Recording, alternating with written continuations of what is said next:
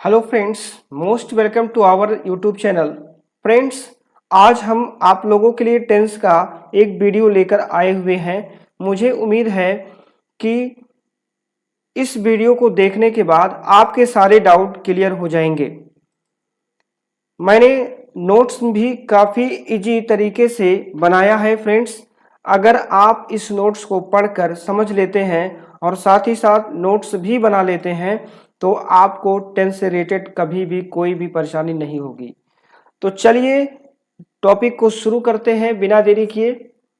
तो गाइज यहाँ पे जो है बहुत ही सिंपल तरीके से मैंने इसका जो है नोट्स तैयार किया हुआ है। काफ़ी परिश्रम करना पड़ा इसके लिए और हम आपको एक एक लाइन बाय लाइन आपको हम समझाएंगे और आपको पूरी तरह से समझ में आ जाएगा। तो चलिए फ्रेंड्स शुरू करते हैं। यहाँ पे दिया गया है डेफिनेशन ऑफ टेंस। सबसे पहले हमने यहाँ पे टेंस के बारे में बताया है कि टेंस क्या होता है। What is tense? टेंस क्या है? तो देखो, टेंस का डिफिनेशन आप बता सकोगे कि tense is a form of verb that shows the time and state of an action. इसको मैं दो टॉपिक इसमें लिया है, एक एक्शन और वर्ब का, एक टाइम का। इसमें दो चीजें महत्वपूर्ण है। टेंस की डिफिनेशन की बात करें तो हमारा जो एक्शन होता है वो एक्शन जो हुआ है उसका मतलब अवस्था, उसके जो भी घटना घटित हुई उसकी जो अवस्था क्या थी, कार्य की अवस्था क्या थी, और टाइम दूसरा होता है समय। समय क्या था उस समय की बात करते हैं तो वही हमारा टेंस कहलाता है। यानी टेंस जो है क्रिया का जो है वह रूप होता है जो किसी कार्य या घटना के समय और उस कार्य या घटना की स्थिति को व्यक्त करता है फ्रेंड्स, उसे टेंस कहते हैं। टेंस को हिंदी में काल कहा जाता है। तो जैसे मान लीजिए हम अगर इस समय बात कर रहे हैं तो हमारा ये वर्तमान काल होगा। यानी टाइम में जाएंगे तो टाइम की बात करें तो टाइम एक आ जाएगा वर्तमान काल। यानी वर्तमान काल में जो स्थितियां हमने देखी या जो भी घटना घटित हुई हमारे आंखों के सामने, अगर कोई घटना घटित हुई तो वो हमारा प्रेजेंट है, अर्थात वो टाइम हमारा क्या होगा, प्रेजेंट होगा। ठीक है। और दो एक होता है पास्ट की स्थिति होती है। पास्ट में अगर कोई घटना घटित हुई है तो हमारा वो टाइम पास्ट का होगा। और तीसरी बात होती है फ्यूचर की, अर्थात फ्यूचर में यानी भविष्य में कोई घटना घटने वाली होगी तो इसके लिए जो है, जब हम जैसे हमने कहा कि मैं जो है एक अच्छा डॉक्टर बनूंगा, तो ये घटना अभी नहीं घटित होगी अर्थात फ्यूचर में होगी। तो ऐसे वाक्य को हम कह सकते हैं कि ये हमारा जो फ्यूचर टेंस में जाएगा, यानी टाइम वो आएगा फ्यूचर का। ठीक है गाइस। तो टेंस होता क्या है? क्रिया का वह रूप जो किसी कार्य या किसी घटना के समय और उस कार्य या घटना की स्थिति को व्यक्त करता है, इसी को हम टेंस कहते हैं। उम्मीद है आपको टेंस का डिफिनेशन समझ में आ गया होगा। चलिए आगे बढ़ते हैं। अब यहाँ पे मैं वन बाय वन करके आपको एक टू जेड बताया हूँ और मुझे उम्मीद है कि आप अगर इसको पूरा पढ़ लेते हैं फ्रेंड्स तो जिंदगी में कभी आपको टेंस में समस्या नहीं आएगी और टेंस आप कभी भूलेंगे नहीं और आपका एक अच्छा सा नोट्स तैयार हो जाएगा। तो यहाँ पे दिया गया है पार्ट्स ऑफ टेंसेस। सबसे पहले हम कालों के भाग की बात करें तो मैंने यहाँ पे डिवाइड किया है। टेंस को तीन भाग में बांटा गया है, यानी टेंसेस को हमने तीन पार्ट में डिवाइड किया है। पहला होता है कि प्रेजेंट टेंस, जिसको हम वर्तमान काल हिंदी में कहते हैं। दूसरा हमारा है पास्ट टेंस, हिंदी में भूतकाल कहते हैं। और तीसरा फ्रेंड्स हमारा है फ्यूचर टेंस, जिसको भविष्य काल कहते हैं। तो काल को हम तीन भागों में बांट सकते हैं, प्रेजेंट टेंस, पास्ट टेंस और फ्यूचर टेंस। वर्तमान काल का मतलब होता है फ्रेंड्स, जैसे इस समय, यानी इस समय जो चल रहा है, जो कार्य हो रहा है वो हमारा वर्तमान है। और जो बीत गया, जो पहले कभी था और वह मतलब बीता हुआ समय की बात करेंगे तो हमारा पास्ट टेंस होता है। और फ्यूचर टेंस का मतलब होता है भविष्य काल, यानी जब हम आने वाले समय की बात करेंगे कि हमारा वो समय आएगा तो हमारा वो फ्यूचर टेंस होता है। ओके। तो फ्रेंड्स आगे बढ़ते हैं। यहाँ पे लिखा गया है टाइप ऑफ टेंसेस। अब यहाँ मैंने बताया है प्रकार के बारे में, यानी कालों के प्रकार होते हैं। There are four types of tenses. कालों के चार प्रकार होते हैं। अब देखो, पहला है फ्रेंड्स इंडिफिनिट टेंस। पहला क्या है? इंडिफिनिट टेंस मीन्स क्या होता है? अनिश्चित काल। दूसरा होता है कॉन्टिन्यूअस टेंस, अपूर्ण काल। तीसरा होता है परफेक्ट टेंस, पूर्ण काल। और चौथा होता है परफेक्ट कॉन्टिन्यूअस टेंस, यानी पूर्ण अपूर्ण काल। यानी परफेक्ट मीन्स पूर्ण और कंटिन्यूअस मीन्स अपूर्ण और टेंस मीन्स काल, यानी कहते हैं पूर्ण अपूर्ण काल। अब अनिश्चित का मतलब क्या होता है कि जैसे हम कोई काम अपने लाइफ में डेली करते हैं पर उसका कोई टाइम फिक्स नहीं है, वो रोज होता है, तो ऐसे सेंटेंस को, ऐसे वाक्य को बताया जाता है कि वो इंडेफिनिट टेंस होगा। और दूसरा कंटिन्यूअस टेंस का मतलब होता है कि जैसे कोई काम हो रहा है, अभी स्टार्ट हुआ और ये अभी भी खत्म नहीं हुआ है, यानी ये जारी है, काम चल रहा है। अपूर्ण मतलब मतलब नहीं, पूर्ण मतलब पूरा, यानी ऐसा मतलब कार्य जो अभी कंप्लीट ही नहीं हुआ है। जैसे मैं कह रहा हूं कि मैं पढ़ा रहा हूं, मैं आप लोगों को पढ़ा रहा हूं, तो मैं पढ़ा रहा हूं, क्या पढ़ाने का काम कंप्लीट हो गया? तो आप कहोगे कि बिल्कुल नहीं कंप्लीट हुआ, यानी काम अभी अधूरा है, अपूर्ण अवस्था में। तो कोई भी काम पूरा ना हुआ हो, चल रहा हो की स्थिति में हो, तो उसको हम कंटिन्यूअस टेंस कहते हैं। इसके बाद तीसरा होता है परफेक्ट टेंस। जैसे ही अभी हम ये वीडियो बना रहे हैं, अभी हम जब वीडियो को कंप्लीट करके आपको पढ़ा देंगे तो हमारा वो कौन सा काल हो जाएगा? वो परफेक्ट हो जाएगा, यानी परफेक्ट टेंस में पहुंच जाएगा।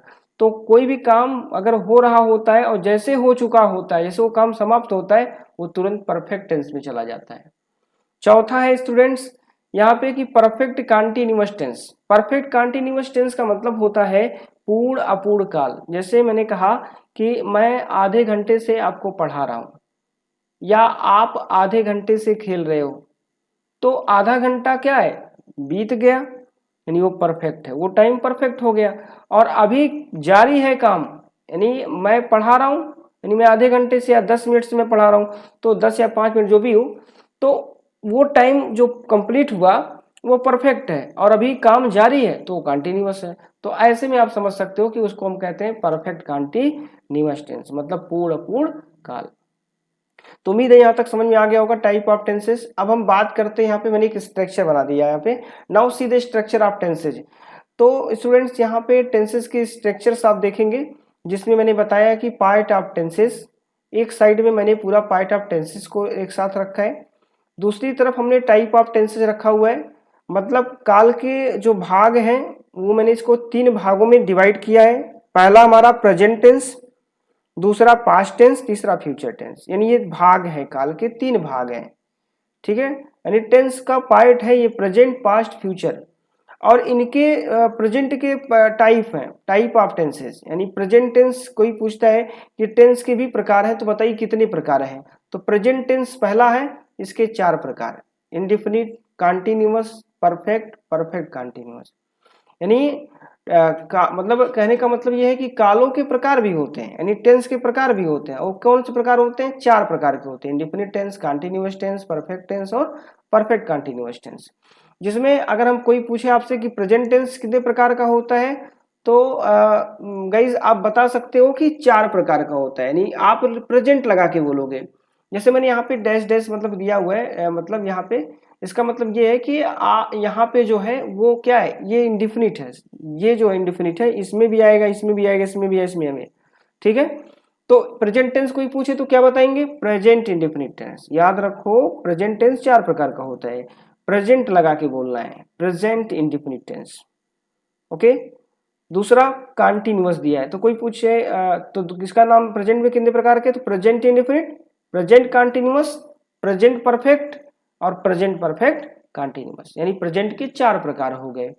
फिर इस तरह से कोई पूछे पास्ट टेंस कितने प्रकार का होता है, तो आप फिर बताओगे पास्ट के भी वही होंगे, बट सबके आगे पास्ट लगा दो। Past indefinite, past continuous tense, past perfect tense और पास्ट परफेक्ट कंटीन्यूअस टेंस। तो पास्ट के भी 4 हो गए, फ्यूचर के भी यही 4 होंगे: future indefinite, future continuous tense, future perfect tense, future perfect continuous tense. तो यहाँ पे मैं नोट करके लिख दिया हूँ, टोटल टेंसेज इक्वल टू कितने हो जाएंगे? 3 into 4, यानी 3 पार्ट हैं और 4 टाइप हैं। 3 का गुणा अगर 4 में कर दें तो 3 चौके 12, 1 के 4 टाइप तो 3 के 3 चौके 12, यानी टोटल टेंसेज जो है 12 टेंस है। यानी 12 प्रकार के टेंसेज की जानकारी आपको रखना होगा। फ्रेंड्स, यदि आप टेंस को सीखना चाहते हैं तो पूरी धैर्यता के साथ आराम से इस वीडियो को देख करके आप पूरी तरह से टेंस सीख जाओगे, बट धीरे धीरे आपको आएगा, एक साथ नहीं आएगा, थोड़ा टाइम देना पड़ेगा इसे। अब आगे बढ़ते हैं। यहाँ मैंने कुछ लिखा हुआ है सम इम्पॉर्टेंट फैक्ट, यानी कुछ महत्वपूर्ण बातें मैंने बताया है टेंस रिलेटेड। तो मैंने यहाँ पे नोट डाउन किया है। ये नोट नंबर 1 था जिसमें मैंने बताया कि आपको याद रखना है 12 टेंसेज आपको सीखने हैं। पहले प्रेजेंट से शुरू करेंगे, यानी प्रेजेंट के चारों पढ़ाएंगे, फिर पास्ट के चारों पढ़ाएंगे, फिर फ्यूचर के। ओके, तो यहाँ पे एक मतलब क्रम से आपको पढ़ाएंगे। फिर अब यहाँ पे नोट नंबर 2 मैंने लिखा है कि टेंस के अंतर्गत कुल 4 प्रकार के वाक्यों का भी प्रयोग होता है, जो इस प्रकार से है। तो टेंस में 4 प्रकार के वाक्य आएंगे फ्रेंड्स, 4 प्रकार के वाक्य आपको नोट कर लेना दिमाग में। 4 प्रकार के वाक्य आपको टेंस के अंतर्गत पढ़ना है। यानी पहला सीखना है अफर्मेटिव सेंटेंस। पहला कौन सा वाक्य बनाना है? अफर्मेटिव सेंटेंस बनाना है, यानी सकारात्मक वाक्य। और सकारात्मक वाक्य का परिभाषा क्या होता है? जिस वाक्य से किसी काम के होने या करने की दशा व्यक्त हो, कोई काम हो रहा हो और वो होगा, वाकई में होता है वो, तो सकारात्मक है। नकारात्मक मतलब जिस वाक्य से किसी काम के ना होने की दशा प्रकट हो, काम नहीं हुआ, जैसे वह स्कूल नहीं गया, तुमने खाना नहीं खाया, तो ऐसे वाक्य क्या होते हैं? नेगेटिव सेंटेंस होते हैं, क्योंकि वो ना काम के ना होने के एक्शन को व्यक्त करते हैं, काम के ना होने की कंडीशंस को बताते हैं। तीसरा हमारा होता है इंट्रोगेटिव सेंटेंस, मतलब होता है प्रश्नवाचक वाक्य। मतलब जहां पे हम किसी से सवाल जवाब, मतलब सवाल पूछें, प्रश्न पूछें। जैसे हम पूछें कि क्या आपने खाना खाया, क्या लगा दिया, आप वहां क्यों गए, तो क्या, क्यों, कैसे, कहां, ऐसे शब्दों का इस्तेमाल करके जब हम वाक्य बोलते हैं तो फ्रेंड्स उसे हम इंट्रोगेटिव सेंटेंस कहते हैं, जिसको हम प्रश्नवाचक वाक्य कहेंगे हिंदी में। चौथा पढ़ना होगा इंट्रोगेटिव ऑफ नेगेटिव सेंटेंस, मतलब नकारात्मक, नेगेटिव मतलब नकारात्मक, और इंट्रोगेटिव मतलब प्रश्नवाचक। नकारात्मक प्रश्नवाचक वाक्य भी आपको बनाना सीखना होगा, ये चौथा होगा। जैसे एग्जांपल आ गया कि क्या वह खाना नहीं खाया, तो फ्रेंड्स क्या आ गया? क्या लगा दिया, तो मैंने क्या मतलब इंट्रोगेटिव, मैंने कहा क्या, क्यों, कैसे, कहां अगर आ जाता है शब्द तो इसे इंट्रोगेटिव कहते हैं। तो क्या आ गया तो इंट्रोगेटिव, और नहीं आ गया, क्या हुआ, खाना नहीं खाया, क्या के साथ नहीं, क्या आया तो इंट्रोगेटिव, और नहीं लगा है तो निगेटिव, सेंटेंस कहलाएगा इंट्रोगेटिव ऑफ निगेटिव। ओके, तो उम्मीद है आप समझ गए होंगे। 4 प्रकार के वाक्य जो है आपको बनाना सीखना है प्रत्येक टेंस के अंतर्गत। जैसे हमने प्रेजेंट इंडेफिनिट टेंस की अगर मैं बात करूंगा तो प्रेजेंट इंडेफिनिट के 4 प्रकार के सेंटेंस, अफर्मेटिव, नेगेटिव, इंट्रोगेटिव और इंट्रोगेटिव ऑफ नेगेटिव पढ़ेंगे। तो चलिए, हमने बताया कि 12 टेंस आपको कवर करना है। तो मैं यहाँ पे पहला टेंस लिया हूँ प्रेजेंट इंडेफिनिट टेंस। तो क्या होता है प्रेजेंट मीन्स, इसका मतलब क्या होता है इंडेफिनिट टेंस, अगर पूरा अर्थ इसका निकालोगे तो प्रेजेंट मीन्स होता है वर्तमान काल, और इंडेफिनिट मतलब होता है अनिश्चित होना, यानी वर्तमान काल में किसी एक्शन का, किसी कार्य का क्या होना, अनिश्चित होना। पहचान, इसकी पहचान होती है कि जिन हिंदी के वाक्यों में क्रिया के अंत में ता है, ती है, ते है आदि ऐसे शब्द आते हैं तो उन्हें हम प्रेजेंट इंडेफिनिट टेंस कहते हैं। तो अक्सर देखा जाता है कि हम बहुत सारे वाक्य, मतलब दिन भर बहुत सारे वाक्य ऐसे बोलते हैं जिसकी में हमारी बातें ता है, ती है, ते है पे खत्म होती है। जैसे वह स्कूल जाता है, तो हमारी बात खत्म हो रही है ता है, तो इसलिए इसे हम प्रेजेंट इंडेफिनिट टेंस बोलते हैं। जब हमारी बात ता है, ती है, ते है पे समाप्त होगी तो उस वाक्य को हम प्रेजेंट इंडेफिनिट टेंस कहते हैं। ओके फ्रेंड्स, अब इंग्लिश में हो गया ही गोज टू स्कूल। आगे बनाना सीखेंगे कैसे इसको मैंने बनाया है। ही क्या होता है, सबसे पहले इसको बता देते हैं। ही होता है सब्जेक्ट। सबसे पहले क्या जानना है कि जब भी आप ट्रांसलेट करने जाओ, सेंटेंस बनाने जा रहे हो, तो सबसे पहले आपको 3 बातें याद रखनी है, एक सब्जेक्ट, एक वर्ब, एक ऑब्जेक्ट। तो सब्जेक्ट क्या होता है, तो सब्जेक्ट का मतलब होता है कार्य करने वाला। जैसे वह स्कूल जाता है, तो स्कूल जाने का काम कौन कर रहा है, वह कर रहा है, तो कर्ता कौन हुआ, वह हो गया। काम करने वाले को सब्जेक्ट कहते हैं या कर्ता कहते हैं? हिंदी में कर्ता कहते हैं, इंग्लिश में सब्जेक्ट बोलते हैं। तो वह स्कूल जाता है, तो जाने का काम कौन किया, वह। ठीक है, जैसे मैंने कहा मोहन अंग्रेजी पढ़ता है, तो मोहन पढ़ने का काम कर रहा है, तो काम करने वाला ही क्या होता है, कर्ता होता है। मोहन अंग्रेजी पढ़ता है, तो मोहन हो गया सब्जेक्ट। तो समझ गए होंगे सब्जेक्ट क्या होता है, या जिसके बारे में बात किया जाए, जिसके द्वारा कार्य किया जाए, या कार्य करने वाला, काम करने वाला या कार्य करने वाला अगर बात करें तो वही कर्ता होता है। इसके बाद यहाँ पे दूसरी बात है स्कूल, और तीसरी बात है जाना। तो इसमें ढूंढना है स्कूल कौन सा है, तो स्कूल क्या है और जाना क्या है। तो देखिए, काम जो होता है उसे ही क्रिया कहते हैं। कार्य जो करते हैं वो क्रिया है। जैसे काम कौन सा हो रहा है, स्कूल नहीं हो रहा है काम, स्कूल तो एक जगह पड़ा है अपनी जगह पे, स्कूल कोई काम नहीं कर रहा है, यानी काम तो करता कर रहा है, यानी वह कर रहा है, लेकिन वह कौन सा क्रिया कर रहा है, तो वह जाने का कर रहा है, तो जाना उसकी क्रिया हो गई। और अक्सर याद रखना क्रिया जब भी आती है सेंटेंस के लास्ट में आती है, लास्ट वाला शब्द ही क्रिया होता है। जैसे जाता है, तो जाता है ही क्रिया होगा, और वह हो गया आपका सब्जेक्ट। तो यहाँ पे ही हो गया सब्जेक्ट और गोज हो गया क्रिया यानी वर्ब। और तीसरी बात जो है स्कूल, स्कूल क्या हो गया, ऑब्जेक्ट हो गया। तो जैसे मैंने कहा कि वह स्कूल जाता है, तो काम किसके लिए कर रहा है, स्कूल के लिए कर रहा है, यानी स्कूल को, टू लगने का मतलब यहाँ पे को होता है, टू मीन्स के होता है, टू मीन्स को होता है, टू मीन्स के लिए होता है, टू मीन्स के तरफ होता है। तो friends he goes to school कहा जाता है, यानी स्कूल के तरफ जाता है या स्कूल को जाता है। तो ही हो गया सब्जेक्ट और गोज हो गया वर्ब, और स्कूल के तरफ यानी जिसके लिए कार्य किया जाता है उसे हम ऑब्जेक्ट कहते हैं। तो ये हो गया हमारा ऑब्जेक्ट। तो ऑब्जेक्ट की परिभाषा क्या होती है, सब्जेक्ट की क्या होती है और वर्ब की क्या होती है, मैं यहाँ पे बोल देता हूँ, आप सुन लीजिए। और अगर आपको मान लीजिए एक बार में नहीं समझ में आता है तो आप नोट कर लीजिएगा, और नोट करके फिर समझ लीजिए। जैसे कर्ता की बात करें, सब्जेक्ट की बात करें, तो मैंने बोला सीधी सी बात है, सिंपल तरीके से याद रखो, कार्य करने वाला, कार्य करने वाले को ही कर्ता कहते हैं बस। वाक्य में जो काम करने वाला हो, जैसे इसमें वह स्कूल जाता है, तो काम कौन करने वाला है, वह, स्कूल जाने का काम वह करेगा, यानी वह सब्जेक्ट हो गया। वर्ब की परिभाषा की बात करें तो वर्ब का डिफिनेशन होगा कि जहां पे किसी कार्य का होना या करना पाया जाए। जैसे काम, यहाँ पे इस वाक्य में काम कौन सा होना पाया जा रहा है, तो जाने का काम पाया जा रहा है, तो जाना इसका ही क्रिया हो गया, नहीं वर्ब हो गया। तीसरी बात अगर हम बात करें तो ऑब्जेक्ट, ऑब्जेक्ट क्या होता है, तो ऑब्जेक्ट होता है कि जब कर्ता के द्वारा किए गए कार्यों का प्रभाव, कर्ता के द्वारा किए गए कामों का प्रभाव या कार्यों का प्रभाव जिस किसी वस्तु के ऊपर पड़ता है उसे हम ऑब्जेक्ट कहते हैं।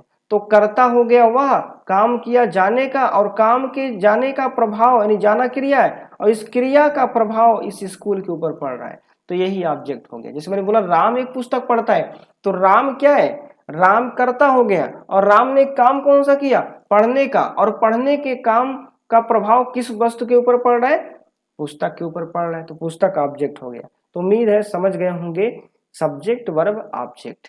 अब हम बात करते हैं यहाँ पे सेंटेंस की, जो हमने बताया कि 4 सेंटेंस पढ़ना है, affirmative sentence, negative sentence, interrogative sentence और इंट्रोगेटिव ऑफ नेगेटिव। तो चलिए सबसे पहले यहाँ पे मैं लिखा हूँ अफर्मेटिव सेंटेंस, सकारात्मक वाक्य। किसे कहते हैं सकारात्मक वाक्य, यानी इसको अफर्मेटिव सेंटेंस भी कहते हैं, कुछ लोग पॉजिटिव सेंटेंस के नाम से जानते हैं। Positive sentence and affirmative sentence में कोई डिफरेंस नहीं होता है, there is no difference between affirmative and negative, these are same. ये क्या है, एकदम सेम है, इसमें कोई डिफरेंस नहीं है। अब यहाँ पे देख सकते हैं फ्रेंड्स, यहाँ मैंने लिख दिया कि जिस वाक्य से किसी कार्य के होने की दशा व्यक्त हो उसे अफर्मेटिव और पॉजिटिव सेंटेंस कहते हैं।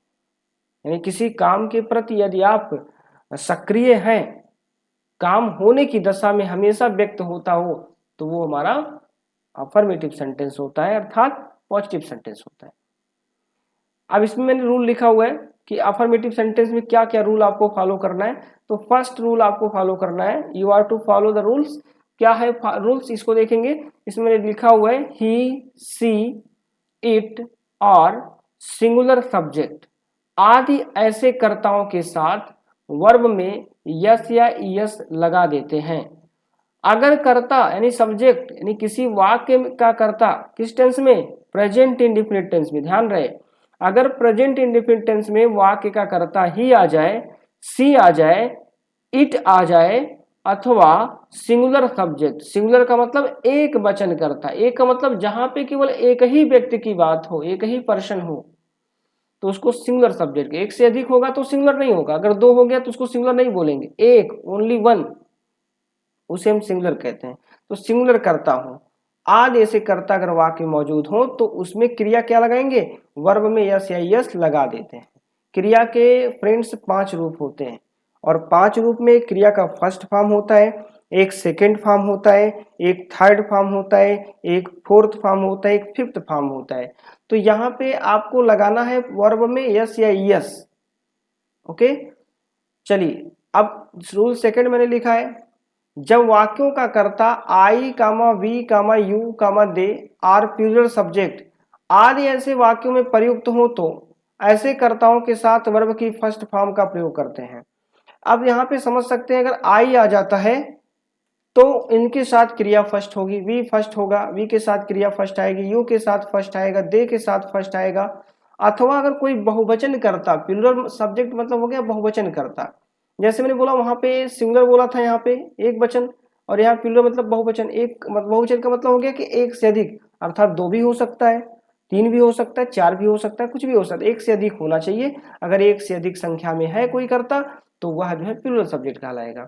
तो ऐसे कर्ताओं के साथ अगर बात करें तो क्रिया की कौन सी, वर्ब की कौन सी फॉर्म लगाएंगे, बेस फॉर्म, यानी फर्स्ट फॉर्म को बेस फॉर्म भी कहते हैं। तो याद रखना, हमने यहाँ पे दो रूल कवर किया, फर्स्ट रूल हमने बताया, सेकेंड रूल बताया। अब मैं यहाँ पे नोट की बात करता हूँ, यहाँ पे मैं नोट लिखा हूँ, नोट में कुछ विशेष बातें हैं, इसको समझ सकते हैं कि वर्ब की बेस फॉर्म या फर्स्ट फॉर्म हमेशा प्लूरल में होती है, यानी बेस फॉर्म या फर्स्ट फॉर्म को हमेशा कहाँ करते हैं यूज, प्लूरल में ही करते हैं। उसे सिंगुलर बनाने के लिए यस या यस जोड़ा जाता है, यानी प्लूरल सब्जेक्ट के साथ जो वर्ब हम लाएंगे, जो फर्स्ट फॉर्म हमारा होगा वो प्लूरल वर्ब होगा। और हम प्लूरल वर्ब को सिंगुलर कैसे बनाते हैं, तो हम यहाँ लिखे हुए हैं कि उसे सिंगुलर बनाने के लिए हम हमेशा यस या यस जोड़ते हैं। जैसे अभी मान लो आ गया यहाँ पे गो, तो गो कौन सा वर्ब है, तो गो आप कह सकते हो गो जो है वर्ब का फर्स्ट फॉर्म है, अर्थात बेस फॉर्म है। अगर इसको हम सिंगुलर वर्ब में चेंज करें तो सिंगुलर वर्ब में यस या यस जोड़ा जाता है। थोड़ा सा यहाँ पे मैंने यस यस जोड़ने के बारे में नहीं बताया है, अगली वीडियो में जब हम आपको बताएंगे तो हम वहाँ पे यस यस जोड़ने के सारे रूल्स आपको बता देंगे। यहाँ पे मैं भूल गया हूँ तो इसके लिए मुझे खेद है, मैं आगे अगली वीडियो में इसके बारे में बात करूंगा, यस यस कहाँ जोड़ेंगे। आपका एक एक मतलब टॉपिक, मतलब एक एक पॉइंट में क्लियर करते चलूंगा, पूरी थ्योरी जितना भी मैं नोट्स यहाँ पे मेंटेन कर रहा हूँ वो सारी चीजें आपको एकदम बहुत ही क्लियरिटी समझ में आएगी। तो फ्रेंड्स यहाँ पे मैंने लिखा उसे सिंगुलर बनाने के लिए यस या यस जोड़ा जाता है, तो गो में ईएस जुड़ेगा। याद रखो 5 अक्षर होते हैं, ओ होता है, यक्स होता है, सी एच होता है, डबल एस होता है और यस एच होता है। यानी किसी वर्ब के अंत में अगर ओ आ जाए, जैसे गो आ गया तो गो जी ओ आ गया, तो याद रखो इसमें ई एस जुड़ेगा। 5 अक्षर का नाम ले रहा हूं, वहीं ई एस आपको जोड़ना है। जैसे ओ आ जाए, यक्स आ जाए, कामा सी एच आ जाए, यस एच आ जाए या डबल एस आ जाए, तो किसी वर्ब के अंत में ये अक्षर अगर पांचों मिल जाए तो याद रखना फ्रेंड्स वहां पे ई एस जोड़ना है। और बाकी सबके साथ जैसे कोई भी और वर्ब आए, अगर ये 5 अक्षर अंत में नहीं लगे हैं तो वहां यस जोड़ना है। मैं यहाँ पे बता दिया हूँ, फिलहाल मैं नोट के लिए मैं दिमाग में नोट कर लेता हूँ, नेक्स्ट वीडियो में आपको मैं लिख के दूंगा इसके बारे में कैसे आपको क्या करना है। ओके, तो समझ गए होंगे। अब यहाँ पे मैंने फार्मूला दिया है कि फार्मूला का मतलब होता है एक मेथड होता है, एक तरीका होता है। फार्मूला का मतलब क्या होता है, एक तरीका होता है कि इसी तरीके से इसी पैटर्न पे आपको सेंटेंस को रखना होगा, यानी सेंटेंस का एक एक शब्द, क्योंकि शब्दों के समूह को ही वाक्य कहते हैं जो अपना पूरा अर्थ देता हो, कंप्लीट सेंस देता हो। तो हम सेंटेंस बनाने का काम करेंगे तो इसके लिए हमें सब्जेक्ट लाना होगा, वर्ब लाना होगा और ऑब्जेक्ट लाना होगा और अन्य शब्दों को लास्ट में रखेंगे। ये पैटर्न है, एक तरीका है, ठीक है। इस पैटर्न की मदद से आप सेंटेंस को बनाओगे। तो देखिए एग्जाम्पल में जैसे आगे हमने एक एग्जाम्पल लिया, मैं अपना पाठ याद करता हूं, तो कोई पूछे सब्जेक्ट कौन है, तो देखो मैं सब्जेक्ट है। क्यों, क्योंकि काम कौन कर रहा है, याद करने का काम तो मैं कर रहा हूं, काम करने वाला ही तो करता होता है। मैंने बोला सब्जेक्ट कौन किसे कहते हैं, कार्य करने वाले को, तो मैं हो गया। काम कौन सा हो रहा है, तो काम हो रहा है यहाँ पे याद करने का। मैंने बोला कि क्रिया जब भी देखोगे हिंदी के वाक्य में तो लास्ट में होगा, अंत में, तो याद करना क्रिया हो गई। और हमने पहचान बताया था प्रेजेंट इंडिफिनिट टेंस की, ता क्रिया में के अंत में ता है, ती है, ते है मिलेगा। देख सकते हो यहाँ पे करता हूं, खाता हूं, पीता हूं, सोता हूं, दुनिया भर के वाक्य जिसके लास्ट में ता है, ती है, यानी हमारी बात ता है, ती है, ते है पे जब भी समाप्त होगी ऐसे वाक्यों को हम बोलेंगे प्रेजेंट इंडिफिनिट टेंस का वाक्य। तो ये हमारा टेंस जो है प्रेजेंट इंडेफिनिट टेंस है। कोई पूछे सेंटेंस कैसा है, तो सेंटेंस कैसा है, पॉजिटिव है। मैं अपना पाठ याद करता हूँ, यानी कि इसमें काम जो हो रहा है याद करने का, ये सक्रियबल है, मतलब इसमें हम काम कर रहे हैं, काम होने की दशा में है। और यही जब मैं कहता हूं मैं अपना पाठ याद नहीं करता हूं, तो काम ना होने की दशा में होता, तो उसको नेगेटिव कहते हैं। तो अभी हम क्या पढ़ रहे हैं, अफर्मेटिव सेंटेंस। और इधर मैंने जो बताया रूल्स, ये रूल किसके हैं, अफर्मेटिव सेंटेंस के। तो रूल आप याद रखेंगे तभी आप इस सेंटेंस को बना पाएंगे। तो देखिए यहाँ पे मैं सबसे पहले लिखूंगा सब्जेक्ट। तो सब्जेक्ट में हमारा मैं की इंग्लिश होती है आई। याद करना वर्ब है, तो याद करने के लिए क्या होता है, लर्न होता है। और हमने बताया यहाँ पे रूल सेकंड में जाओ तो आई और वी ऐसे सब्जेक्ट आते हैं, तो उनके साथ फर्स्ट फॉर्म लगाना है। तो लर्न हो गया, इसमें एस नहीं जुड़ा है, इसमें एस नहीं जोड़ना है। I learn my lesson. अब आई का अपना पार्ट है, ध्यान देना। कुछ लोग गलतियां करते हैं, यहाँ पे अपना के संबंध जो आते हैं, जो रिलेटिव वर्ड आते हैं, उसका जो है सही इंग्लिश नहीं बना पाते। तो देखो अगर आई का कोई अपना सामान है या अपना कोई रिलेशन बन रहा है, तो आई का अपना के लिए क्या होता है, माई होता है। सबका अलग अलग होता है। तो अपना शब्द अपना के अर्थ में आई के लिए क्या, माई आता है। I learn my lesson. आई हो गया सब्जेक्ट, याद करना हो गया क्रिया, तो इसकी इंग्लिश हो गई लर्न। और अपना पाठ यानी माई लेसन, याद रखो माई मतलब अपना, यानी आई का अपना के लिए हमेशा आपको माई लगाना है, तो माई लेसन हो गया। ओके, तो मैंने सब्जेक्ट लिखा, क्रिया में लर्न आया, और ऑब्जेक्ट में जो भी चीजें हैं हमने उसको लिख दिया। नेक्स्ट अगला सेंटेंस है, सीता एक मधुर गीत गाती है। तो सीता सब्जेक्ट हो गया, गाना गाती है, गाती है इसकी क्रिया हो गई, सीता सिंग्स हो गया। फिर ए स्वीट सॉन्ग, काम किसके ऊपर हो रहा है, तो गाने के ऊपर होता है, सॉन्ग मिस होता है गाना। तो यहाँ सब्जेक्ट मैंने लिखा, फिर वर्ब लिखा हूँ, इसके बाद यहाँ पे हमने क्या लिखा है, ऑब्जेक्ट लिखा हुआ है। स्वीट सॉन्ग, सॉन्ग यानी गाने के ऊपर काम हो रहा है, ठीक है, और गाना क्रिया हो गया। तो इस तरह से आपको बनाना है। तो यहाँ पे फ्रेंड्स सब्जेक्ट लिखना होगा, क्रिया की फर्स्ट फॉर्म, ऑब्जेक्ट और अदर ऑर्डर। यहाँ देखिए यस यस लगा हुआ है क्योंकि सीता किसी का नाम है। तो सीता सिंगुलर सब्जेक्ट है, हमने बोला सिंगुलर मतलब एक ही, सीता एक लड़की का नाम है, और ये सिंगुलर सब्जेक्ट के रूप में आ रहा है। तो इस नाते सिंग में यस लग गया। हमने बोला ओ जी आया है, ओ तो आया नहीं, यक्स आया नहीं, सी एच आया नहीं, डबल एस आया नहीं, एस एच आया नहीं। किसी वर्ब के अंत में 5 अक्षर आते हैं तो यह जुड़ता है। यहाँ पे जी आ गया तो क्या जुड़ा है, यस जुड़ा है। तो सीता सिंग्स ए स्वीट सॉन्ग। नेक्स्ट हमारा है कि तुम एक पत्र लिखते हो। तो ते हो पे बात खत्म हुआ, तो कौन सा टेंस, प्रेजेंट इंडेफिनिट टेंस। बनाओगे कैसे, यू हो गया करता, तुम हो गया करता, काम करने वाला तो तुम हो गए, तो तुम की इंग्लिश यू। सबसे पहले सब्जेक्ट, फार्मूला देख सकते हो, मैंने बताया सबसे पहले क्या लिखना है, सब्जेक्ट। तो यहाँ पे यू सब्जेक्ट हो गया। लिखते हो, काम कौन सा हो रहा है, तो लिखना ही तो काम है, जो काम है वही क्रिया है, वही वर्ब है। तो लिखना क्रिया हो गया, और लिखने की इंग्लिश क्या होती है फ्रेंड्स, राइट होता है। You right, you right. और क्या लिखते हो, काम किसके ऊपर कर रहे हो, एक पत्र के ऊपर। तो जिसके ऊपर काम होता है वो ऑब्जेक्ट होता है। तो सब्जेक्ट वर्ब इसके बाद ऑब्जेक्ट, तो you write a letter. Next हमने बताया हम हॉकी खेलते हैं। तो हम हॉकी खेलते, वी आ गया, और वी के साथ हमने बोला आई वी दे के साथ प्लूरल सब्जेक्ट के साथ क्या फर्स्ट फॉर्म लगाना है, इसमें एस नहीं जोड़ना है। तो हम शब्द हो गया सब्जेक्ट, वी हो गया इंग्लिश, और फर्स्ट फॉर्म खेलना, खेलना क्रिया, तो खेलने की इंग्लिश क्या हो जाती है, यहाँ पे प्ले हो जाती है। वी प्ले, क्या खेलते हैं, काम का प्रभाव किसके ऊपर पड़ा, खेलने का प्रभाव किसके ऊपर पड़ रहा है, हॉकी के ऊपर। तो we play hockey, we subject, play क्रिया हो गया यानी वर्ब हो गया, और हॉकी क्या हो गया ऑब्जेक्ट। और प्ले कौन सा वर्ब है, क्रिया की फर्स्ट फॉर्म है, यहाँ पे फर्स्ट फॉर्म लगाना है। मैं यहाँ पे नियम में लिख दिया हूँ रूल्स में, आप रूल्स पढ़ के अच्छे से कर सकते हो। तो ये हमारा अफर्मेटिव सेंटेंस यहाँ पे कंप्लीट हुआ। सेकेंड हम बताएंगे यहाँ पे रूल ऑफ निगेटिव सेंटेंस। तो फ्रेंड्स यहाँ पे निगेटिव सेंटेंस बता रहे हैं। निगेटिव का मतलब ही बताया, नकारात्मक वाक्य, काम के ना होने की दशा जहां व्यक्त हो जाए वो निगेटिव होता है। रूल्स देखेंगे। पहला रूल इसमें है कि जब वाक्यों का कर्ता ही, कामा सी, इट, कामा नेम तथा सिंगुलर सब्जेक्ट आदि वाक्यों में प्रयुक्त हो, तो ऐसे कर्ताओं के साथ हेल्पिंग वर्ब डू नॉट का प्रयोग करते हैं। याद रखना डू नॉट ऐसे कर्ता के साथ आएगा। तो यहाँ पे थोड़ा सा मिस्टेक हो गया है, यहाँ पे डू नॉट नहीं होगा, यहाँ पे आप लोग थोड़ा सा सही कर लीजिएगा। ही सीट नेम के साथ जो है डज नॉट का प्रयोग होगा। यहाँ पे थोड़ा सा मिस्टेक हो गया लिखते समय, टाइप करते समय फ्रेंड्स। तो इसको यहाँ पे डज नॉट होना चाहिए, मैं थोड़ा सा भूल गया हूँ। तो यहाँ पे डज नॉट होगा और यहाँ पे डू नॉट होगा। जब करता I we you they future subject आदि ऐसे वाक्य में प्रयुक्त हो तो ऐसे कर्ता के साथ हेल्पिंग वर्ब डू नॉट, ध्यान रखना यहाँ पे डू नॉट आएगा। यहाँ पे आपको ध्यान देना है, यहाँ पे जो आएगा उसका नाम है डू नॉट, ठीक है। तो फ्रेंड्स यहाँ पे ध्यान देना, यहाँ पे हम बता रहे हैं यहाँ जो आने वाला है उसका नाम है डू नॉट।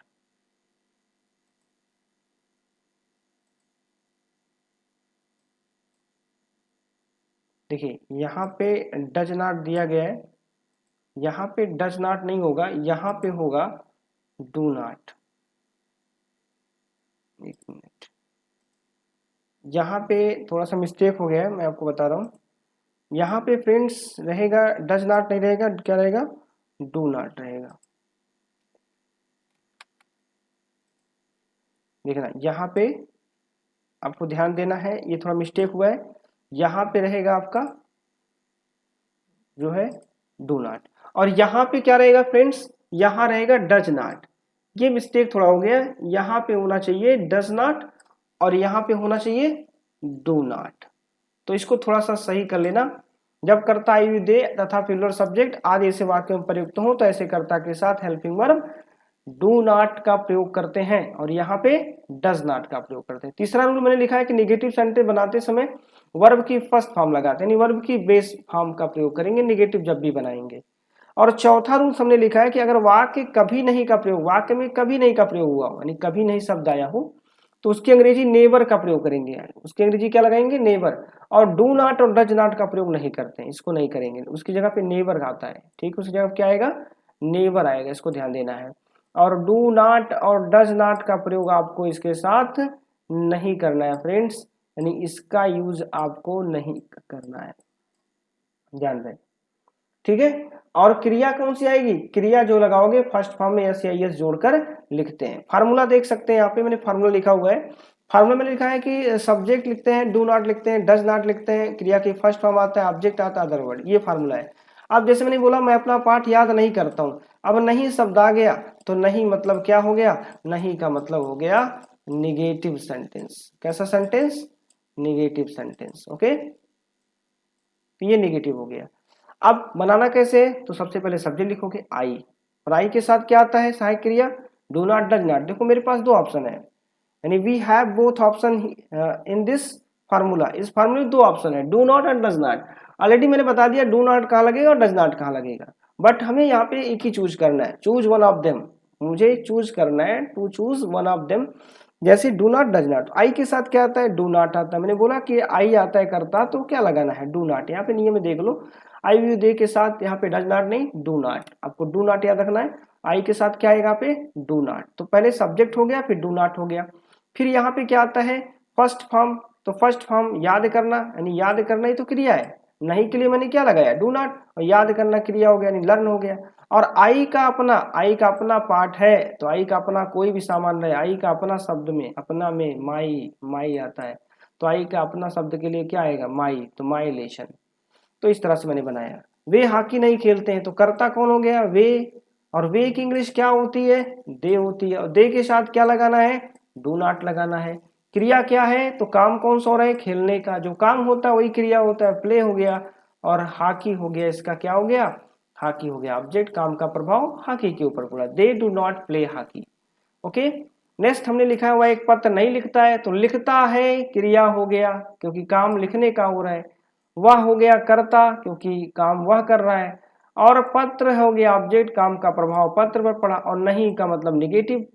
तो बनाओगे कैसे, ही डज नॉट, ही के साथ डज नॉट लगाना, ही सी इट नेम के साथ डज नॉट का प्रयोग होगा, कोई सिंगल सब्जेक्ट आए या ही सी इट नेम आए तो उनके साथ आपको डज नॉट लगाना है। तो he does not write a letter, he हो गया सब्जेक्ट, डज नॉट हो गया हेल्पिंग वर्ब, राइट हो गया वर्ब, और लेटर हो गया ऑब्जेक्ट। यहाँ पे रूल मैंने दिया हूँ, रूल का यूज करके यानी जो फार्मूला लिखा हूँ इस फार्मूले का यूज करके आप सेंटेंस बना सकते हो फ्रेंड्स, यानी you can make a lot of sentence by using the formula, okay. Next तुम स्कूल नहीं जाते हो, तो यहाँ पे तुम सब्जेक्ट हो गया, you do not go to school, you subject, do not हो गया यहाँ पे हेल्पिंग वर्ब, गो हो गया वर्ब, स्कूल क्या हो गया ऑब्जेक्ट, तो you subject do not helping verb हो गया, और बेस फॉर्म आ गया क्रिया की फर्स्ट फॉर्म आ गया, गो टू स्कूल, यानी वर्ब का फर्स्ट फॉर्म ऑफ वर्ब यहाँ पे यूज हुआ है।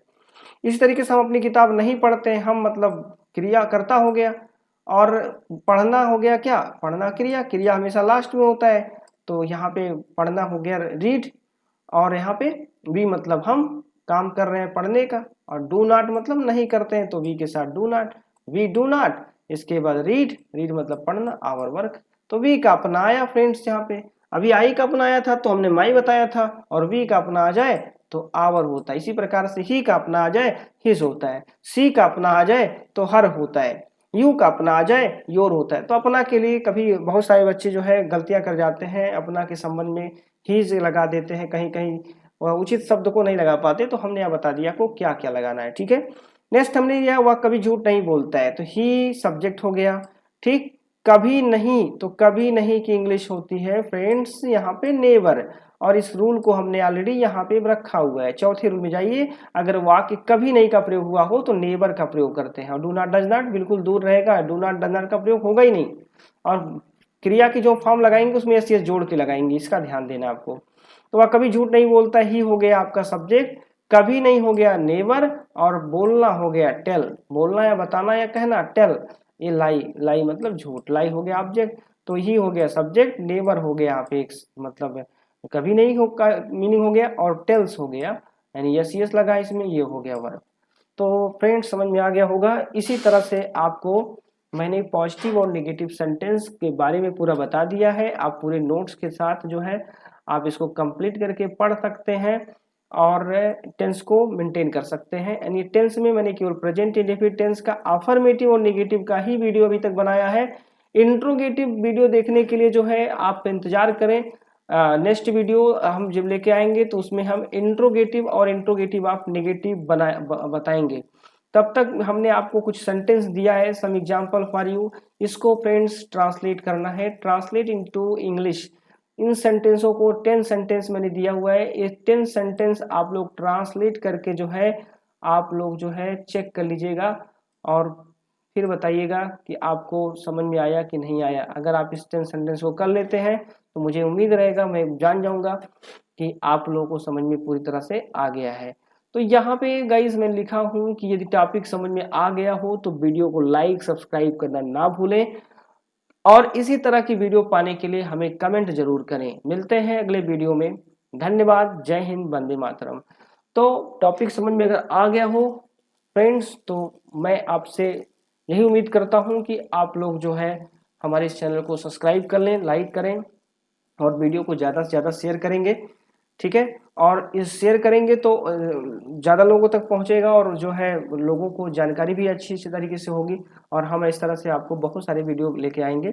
अभी मैं केवल इंग्लिश पढ़ा रहा हूँ फ्रेंड्स, और मेरी कोशिश ये है कि मैं ही मतलब जो है इसमें इंग्लिश के अलावा फिजिक्स 12 का फिजिक्स लेके आएंगे, केमिस्ट्री का नोट्स के साथ हम बात करेंगे, और इसी के अलावा जो है इसके अलावा हम आप लोगों को बताएंगे क्या नाम है, physics, chemistry, math, special math हम आपको बढ़ाएंगे। तो इन सब का वीडियो हम लेके आएंगे थोड़ा थोड़ा धीरे धीरे, क्योंकि अब शुरुआत किए हैं तो धीरे धीरे हम आप सबको बताते रहेंगे। इसके अलावा मेरा एक चैनल और है जिसपे मैं स्पेशल कंप्यूटर पढ़ाता हूँ, उसको मैंने कंप्यूटर और स्पोकन कंप्यूटर के लिए बनाया है, उसका नाम है ग्लोबल स्मार्ट कंप्यूटर क्लासेज। उस चैनल को भी आप सब्सक्राइब कर लीजिए, और उस पर भी विजिट करते रहिए। अगर आप कंप्यूटर बेसिक से एडवांस तक जाना चाहते हैं, सीखना चाहते हैं, तो उस चैनल को भी सब्सक्राइब कर लें। बाकी ये मेरा नया चैनल है जिसको आपको सब्सक्राइब करना है। ठीक है फ्रेंड्स, तो इसके लिए धन्यवाद, जय हिंद, वंदे मातरम। अगले वीडियो में हम इंट्रोगेटिव और इंट्रोगेटिव ऑफ नेगेटिव सेंटेंस के बारे में बताएंगे। तो चलिए इसी पे हम वीडियो को समाप्त करते हैं, और आपका क्लास एंड होता है। Now end of your class, and see you all again next day. Okay, and I will discuss on the topic interrogative or interrogative of negative sentence. Okay, so thank you very much.